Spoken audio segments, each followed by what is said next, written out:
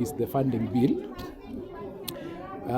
As you may well know, we've had initially universities or tertiary institutions being funded through what we used to call the DUC system, that is the differentiated unit cost. This particular particular system was an agreement between government and institutions that government would support institutions or students to the tune of 80% of the program costs.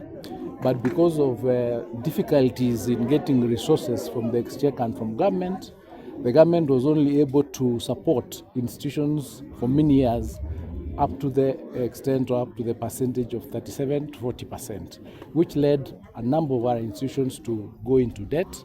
And as of 2022, the debt that the universities were facing was almost 67 billion. The government then, this administration, came up with the new funding model, which was student-centered, which had percentages and which was based on the MTI. That means the means testing instrument. Now, what was happening in this one was that you undertake the means testing instrument where you indicate or you look at the economic capacity of the parents to support the students in the universities. Now, where a parent was vulnerable, was not able to support the student or to be able to pay the initial or the amount that was due for programs, we realized that a number of students who are admitted to the high-cost programs such as medicine, engineering, were dropping out because we were actually at that point funding parents as opposed to funding students, because we were means testing parents. What is the capacity of the parent to support the student and to what extent? So for some, they would support up to 80%, for some 20%. Then the other difference would be paid by the government, including scholarships and loans. Now, the main difference between the one that we are introducing is that we are not now testing the capacity of the parents. What we are saying is that we are availing enough resources, and each and every student who has been admitted by COOPs to the universities would be able to get funding for whatever course that they have been admitted. Now, what happened is we just changed the model from looking at what the parent can afford into looking at what we are funding. So, for example, if you get admitted to go and do law, it means you'll become a lawyer, right? So what are we funding? We are funding a lawyer. We are not funding the parent who is not a lawyer. Once we changed this, it was now possible for private sector to look at this funding as an investment.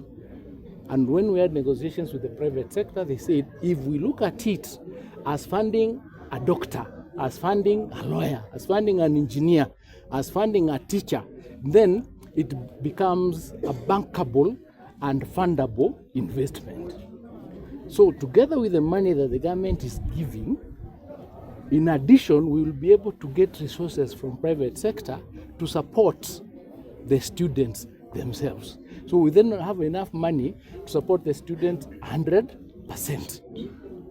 And it works this way. Once you are admitted by COOPs, you apply for the facility, it is given to you, you finish your course, you get employed.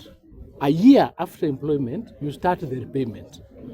You start the repayment a year after employment. There's a grace period from the time you get employed to the time you start paying. So this is the bill that we prepared so that we can now anchor this program in law to allow us to collect resources and to get the support from private sector and other development partners so that we have a pool of resources sufficient to cover each and every student who is admitted into the universities through COOPs. So this does several things. Number one, it equates all students. All students become equal. The MTI was based on equity. What are you able to get? But now every student is equal because you are able to apply for the loan or for the facility as each and everyone. Number two, it is adequate. Remember, we've said initially the government was releasing maybe up to 40%, and even after the MTI came and parents were not able to pay their fees, etc., etc. Now the funds are there. It's adequate. All right? It is available, so that when you report, the resources are available. Sometimes you had challenges that we had with the exchequer, the money is not coming on time, etc. That problem then is resolved. Because it's a facility that you will pay back, it then becomes sustainable. So looking forward, comes a revolving fund. There are other mechanics behind there to ensure that these resources are collected. As we speak, those who get help, we have a collection rate of between 70 to 75% before we put in any mechanisms of collection. This particular bill has mechanisms input to ensure that you are going to be able to repay, and we anticipate that we'll have a repayment rate of about 85%. And if we have a repayment rate of 85%, we then have a sustainability of the fund. That is the difference. So for ease of understanding, the new model is funding the learner or the student and what the student would become, not the parent. Now we have removed the parent from the matrix so that all the students are equal. Number two, private sector is now funding or coming in to support this program, because now when you are supporting the future of the learner or the professional, it becomes a bankable investment program.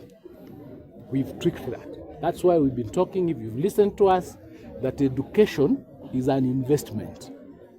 It's no longer what it used to be, being looked at like just a social support system. It's now an investment, and you've heard us say the biggest or the best investment that a country can do is in education.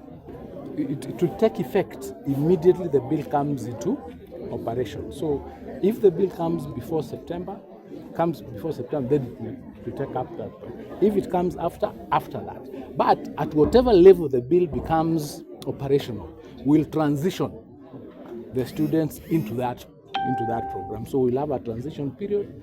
You don't need to worry about September. You proceed the way it is, but immediately the bill becomes law.